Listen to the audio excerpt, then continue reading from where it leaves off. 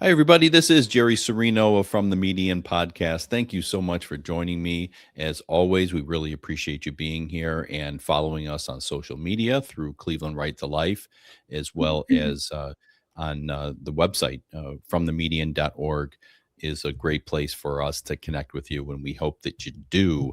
My guest today is Patti Hidalgo Menders. If you have followed me in my previous podcast, and I know it's been a long time, but I had Patti on a while ago, and we'll talk about why I had her on then, because it's different from now. But Patti is now working for CatholivVote, who we are a big fan of and supporter of, and they have a Zeale for America 250 rally that she wants to come and talk about, and I think it's really great. I've been reading all about it here. So, Patti, great seeing you, and thanks for coming back. Jerry, it's been so great. It's been 5 years since we Was it last 5 spoke. years? Oh my Yes, gosh. Wow. 2021. Wow, that's crazy. That's crazy. And again, we will talk about how and why we connected 5 years ago and what we were talking about. And but for now, let's talk about Zeal for America. So obviously, we're coming up on the 250th anniversary of the founding of our country, Yes, and we're some are celebrating, and some people are not really celebrating. To be honest, right? There are people out there who don't really like our country, they're but we lost. do. Yeah, we love it, and we think that prayer and fasting for our country is really important. So tell us about the Zeal for America. Sure. So Catholic Vote has been a well-established organization, really educating and empowering Catholics to get involved in their own communities. They've got the Loop podcast, they've got their emails. Well, they just launched in February a new app called Zeal. Zeale, and it has everything news related from a Catholic's perspective and so much more prayers, saints of the day, videos, like TV series.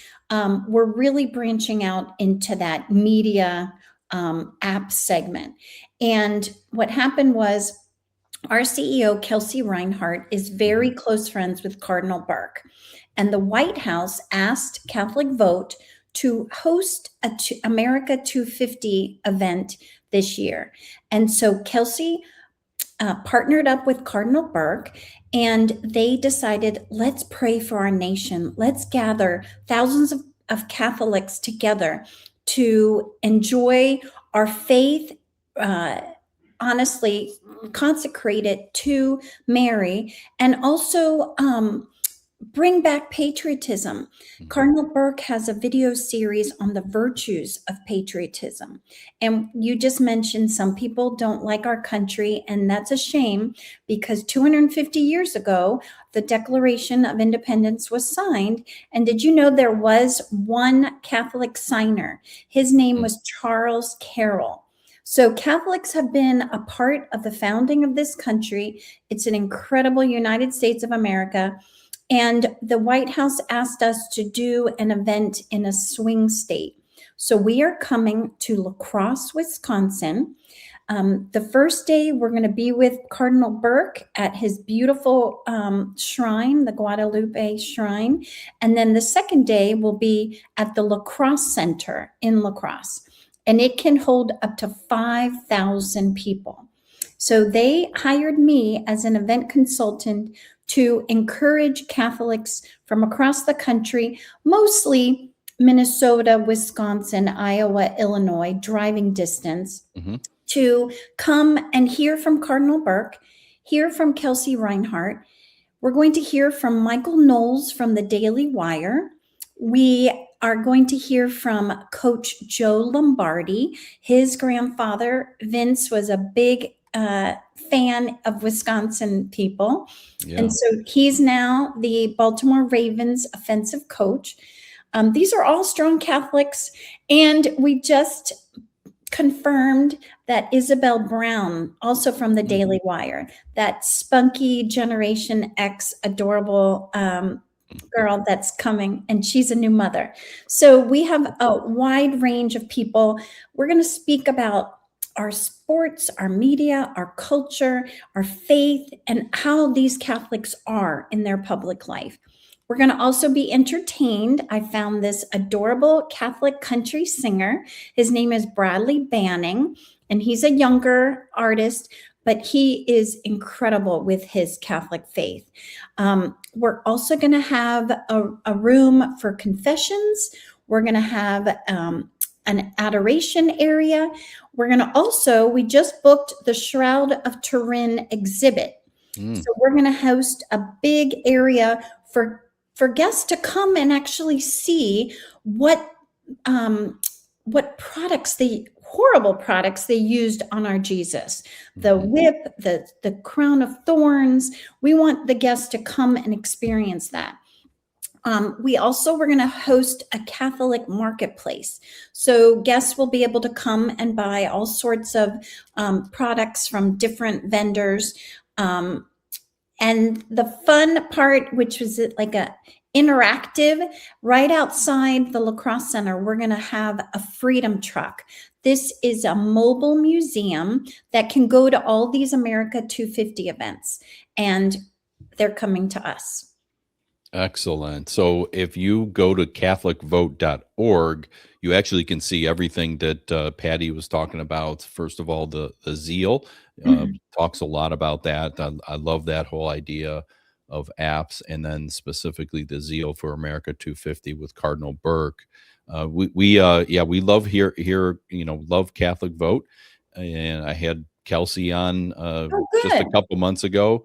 And we had an event we had here in Cleveland a month or so ago. We had an exhibit and a talk on the Shroud of Turin. So I would tell anyone it is amazing, whether you believe that it's it's Jesus or not, it's up to you. No one says you have to one way or the other, but it really is it's very daunting to listen to. It was incredible to witness this in front of you. Two things I failed to mention, Jerry, is that it is Saturday, June 13th. So it's right as schools are getting out. And second, we have our prices super inexpensive. This is a family-friendly event. Children are $12 for tickets, and there's prices $29 up to $79. So it's very economical. Excellent. Yeah. So go to CatholicVote.org and you can get all that. And if you're, and this is in Wisconsin, is this one that we're talking about here? This is something. It sounds like a lot of fun. It's not just Right. not just going to hear talks and stuff. Although those Michael Knowles, Isabel Brown, and sound amazing. And sounds like it's a great time for camaraderie and discipleship, I guess you can say. That's exactly it. Yeah. Well, that's fantastic, and we'll post all of this on the website at fromthemedian.org, and you can go there and get all this information. You could also go to CatholicVote.org as well, and you'll see everything there. And since we're talking about pride and prayer for our country and hope for our country, which is a country that is imperfect and has had imperfect people from the very beginning and will to the very end, right? That's just human nature. Human nature. I want to get into real quick because I also want to talk about your family, which is kind of goes hand in hand with this, celebrating America. But first, if you could remind people how we connected. I reached out to you, I guess it was Yes, it seemed like it was yesterday, but I it was know. 5 years ago, Yep. and it had to do with what was going on in Loudoun County, Virginia. So I'll hand it off to you to give sort Sure. of the quick overview of what you were involved in. So, Jerry, I live in Loudoun County, Virginia, and I have 6 sons. And it was during COVID lockdown that parents were home hovering over their children's computers, trying to get the whole virtual learning thing. And my youngest was a sophomore in high school. He was really not focused. At this time, I was president of the Republican Women's Club here in Loudoun, which was the largest in the state. And people would send me videos or snapshots of what this Loudoun County school system was asking the teachers to implement, and it was critical race theory. It was separating our children on skin color, separating them into victims and oppressors.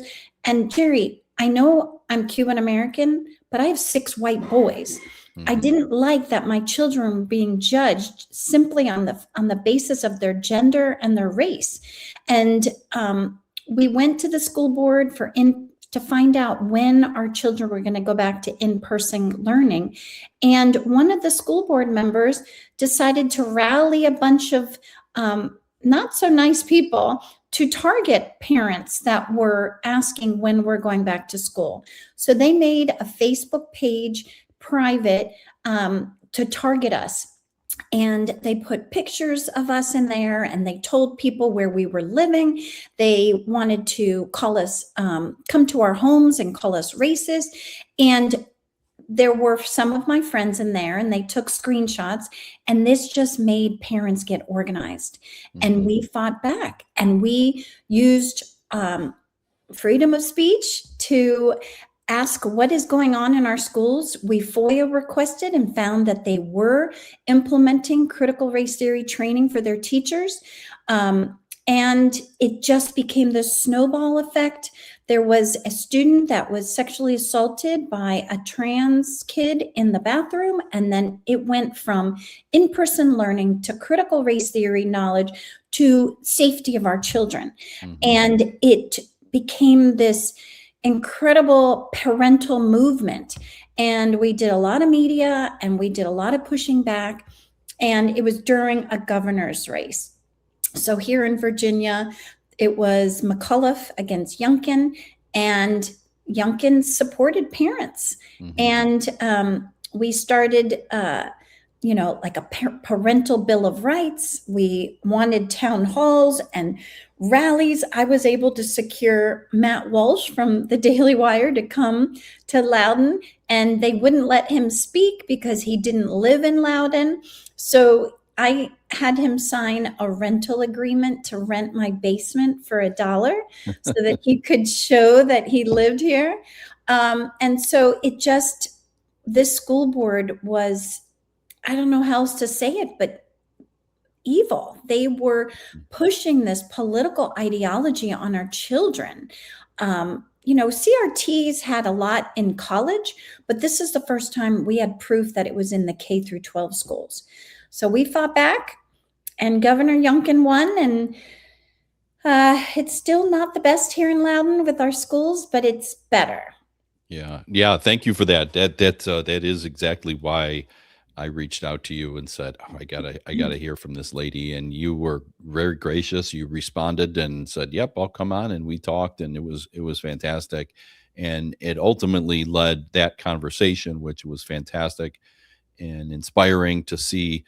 I think COVID woke up moms A more, lot. like, incredibly, because I can't tell you how many women have became politically active after COVID and all that they saw going on. And it wasn't just about lockdowns; it was about everything. They saw everything exposed, as you just said.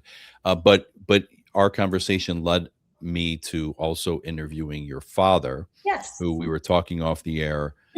Was one of my favorite interviews. You both were on, and he talked about his life, and he is an immigrant. And I won't steal your thunder, but I'd love for people, because there's so much, in celebrating America. It's someone like him that can really speak to this country. So if you can maybe give a 30,000-foot overview, I know it's not Sure. fair, but of your father and his story and your family's story. So my parents were both born in Havana, Cuba, and it was in 1958. Castro was taking over. My parents got married. They immediately had a child. So my mom was 6 months pregnant with her second child when the Bay of Pigs fiasco. Kennedy did not send reinforcements to help the Cubans fight Castro and his regime. Unfortunately, many Cubans were killed. My dad was a 26-year-old student at Villanova University in Havana, and he was working against Castro quietly with the underground movement. Um, my mother would take the radio parts so that my dad could communicate and hide them under the lamppost, the felt, and she would put parts in the bottom of the post. The money for the underground movement, she would put in the hems of the curtains. So there was this sense of distrust of your neighbors.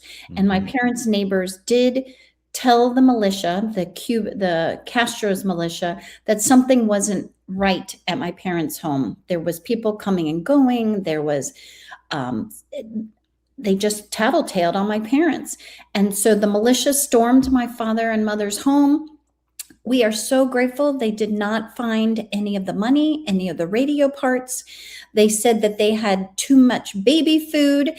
Each Cuban was given a ration card, and you could only have so many products. And my father was studying chemical engineering at the time. And his way of getting these Cuban militia to back off was to say, I'm an engineer. I could be useful to the Castro government. And all of a sudden they said, okay, he's an engineer, let's back off. And so they left, and my father put in steps to get both of their families out of the country. And the last step was a fake telegram from Miami to Havana that said, your father is very ill, you must come and visit him. So everybody was in the States. My dad used that to get a week visa. My mom got by this time she was 8 months pregnant, and she got the doctor to give her a report that she was only 6 months pregnant. They packed one tiny suitcase with 10 cents American dollars and never looked back, left everything behind. And the minute my father arrived at the airport, he immediately claimed asylum, because if he went back, they would have been killed. And it's an incredible story. My dad actually wrote it in a book for us kids. And I know it brings him a lot of anxiety thinking back of the stories of how he survived. But what he really put in place in us is United States of America welcomed them. The freedoms we have here, the opportunity to grow he immediately went for his master's and PhD in chemical engineering at Georgia Tech. And they lived in government housing in Atlanta. And I think it was very humiliating for them, because they were quite wealthy in Cuba, and then to come here and have to start over. But he always said, it's education that brought us out of poverty. And then dad got picked up by Procter & Gamble. Fast forward, at 60 years old, retired as vice president of Colgate-Palmolive, and was able to, basically a millionaire from age 26 to 60, working so hard, raising us 6 kids. As Catholics, education was our priority. And he was a great example. Both parents were a great example to us of what this country can offer those. But it was just temporary, in the sense of, like, we weren't on welfare, but it was that housing was temporary. It's not supposed to be a long-term thing. So I'm forever grateful that they took the risk to come. And that kind of inspired me to take up my cross and fight injustice where I see it.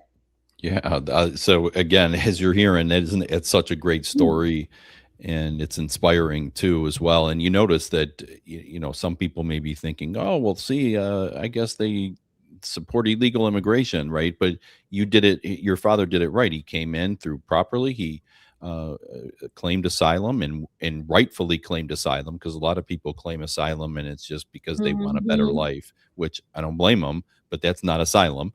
He was truly asylum, and then went on and created a phenomenal life, and a life for his children and grandchildren. You mentioned your boys. So it is really an excellent story. and I'm thank you for sharing it and telling us about it. Um, so you started working for Catholic Vote. Tell me a little bit about, well, you were telling me off the air, but I'd love for people to know what you were doing, shortly after we spoke the first time in Yes. 2020. So the parents' movement brought a lot of national attention to Virginia, like it is now again. But Hmm. Governor Youngkin did win, and at the time, Attorney General Jason Miyares, his mother is a Cuban American who came to this country, and he asked me to work for him. So for the past 4 years, I've been his community liaison officer. So we work so hard to make masks optional in the courts. We work so hard to get vaccines as not a requirement for college students. We found there were unaccompanied migrant children being shipped from the southern border to many towns in Virginia. We worked on reducing fentanyl. We've just found internet safety is just Hmm. an important thing that parents take for granted. So we did town halls to educate. We worked with law enforcement to better their communities and find out what they needed to do their jobs better, whether it's grant funding for equipment or, we would hold events in their communities to drive awareness. It was just it was God's work. I don't know how else to say it, Jerry. And to have Youngkin and Miyares Christian followers, and every meeting was started with prayer, and it was an incredible experience. And I'm hoping that we're able to return to that one day. But right now, Virginians did not reelect my boss, the Attorney General, Jason Miyares. They went with Jay Jones, who is very different than my boss. And so Virginia's going through another little hard time right now. They just passed this week the redistricting. Hmm. And so every congressional district is going to look different now. Yeah. So I'm not giving up. I'm still here. I'm still in Hmm. Virginia. It's a beautiful area. In fact, my husband and I built a new home, and we want to make this a place for our children. And we're grandparents now. Are you okay? Yes, we have one little Congratulations. grandson. So working for the AG was an incredible experience. And then now I'm with Catholic Vote. Excellent. Excellent. Yeah. Elections are crazy to me, how you can go from Youngkin and what all happened there, which was Mm, phenomenal, to, to what you have now and all this. It just is amazing to me, because sometimes you think, hey, the state has turned red, or, the state's changing, and it's not just Virginia, it's everywhere. And then next election cycle, they elect lunatics. I don't know. I don't I get it. know. I think there's a lack of passion with voters. If it doesn't Hmm. affect It's them up and down. personally, they're not going to get involved. Yeah. We found that there was 400,000 conservative voters that did not come out for this past governor's race. There you go. So That's there's yeah. our wake-up call. Yeah. How do you encourage these people? Voting is our American right, Mhm. and you can't force them to do it. But it is sad. Yeah, it is. Well, thank you again for coming on and talking about Zeal for America 250 through Catholic Vote. Again, everyone, please go to CatholicVote.org and you can check everything out. And you can also go to FromTheMedian, .org, and we'll have everything there. But Patti Hidalgo Menders, thank you so much, and it was wonderful to see you Yes, again after this long. And hopefully, I'll see you again soon, and maybe yes. even in person, because we've I'd never met love in to see person. you. Yes, I know. Yeah. Thank you, Jerry. Yes, my pleasure. And thank all of you for listening to this episode of From the Median podcast. And we will see you next time.